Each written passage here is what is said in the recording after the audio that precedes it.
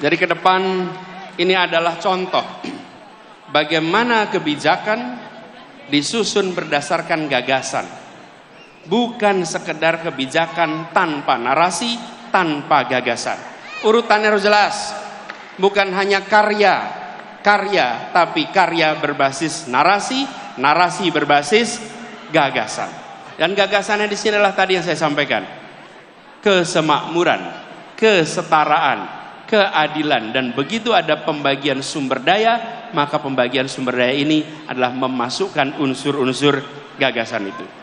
Karena itulah ketika kita melihat ke depan, kita membayangkan bahwa pembangunan ke depan adalah pembangunan yang menjangkau semua, bukan menjangkau sebagian. Tadi ada ilustrasi, saya ingin cerita sedikit. Satu ketika saya datang di sebuah pulau, namanya Pulau Selaru. Pulau Selaru ini di ujung timur tenggara Maluku Tenggara Barat.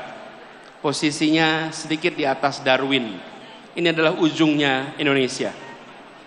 Saya datang ke pulau itu, lalu mereka memulai acara dengan berkumpul kira-kira 100 orang.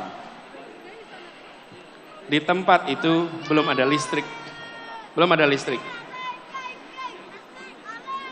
Lalu mereka menyiapkan diesel untuk sound system.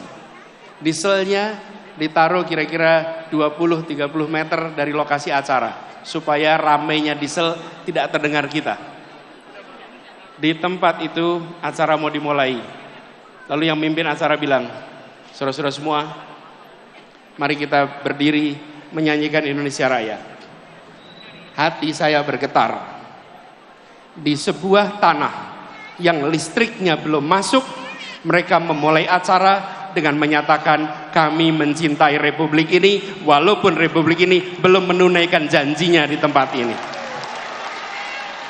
Mereka belum merasakan kesejahteraan fasilitas seperti kita. Yang mereka miliki masih terbatas, tapi mereka mengirim pesan pada tamu yang datang dari Jakarta. Pak Anies, bisa jadi kami belum punya listrik, bisa jadi kami belum sejahtera, tapi jangan pernah ragukan keindonesiaan dan kecintaan kami pada Indonesia. Saya menemukan kalimat-kalimat seperti itu di berbagai tempat. Saya datang ke sebuah tempat namanya Sentolo. Sentolo ini di Jawa, di Kulon Progo. Ngobrol dengan warga. Di tempat itu ketika saya bicara, mereka cerita, Pak Anies, tempat ini sudah diukur akan dipakai untuk pembangunan jalan tol. Rumah saya akan kena. Lalu saya tanya, bagaimana Pak rumahnya kena? Oh nggak apa-apa Pak. Biarkan tanah ini dipakai untuk pembangunan, karena ini adalah untuk kepentingan negara, ini untuk kepentingan masyarakat banyak. Dia belum sejahtera, dia kondisinya masih minim, tapi dia mengatakan pada semua bahwa kecintaan kami bukan berdasarkan kekayaan material. Kami mencintai republik ini secara tanpa syarat. Kami sekalian, kita-kita yang berkumpul di tempat ini, kita-kita yang memperjuangkan Indonesia yang lebih baik, kita harus ingat bahwa ada saudara-saudara kita yang lokasinya hitungan kilometer jauh dari Jakarta, jauh dari Monas, tapi mereka 0 kilometer dari Indonesia, dan mereka harus merasakan kesejahteraan yang meningkat secara amat serius.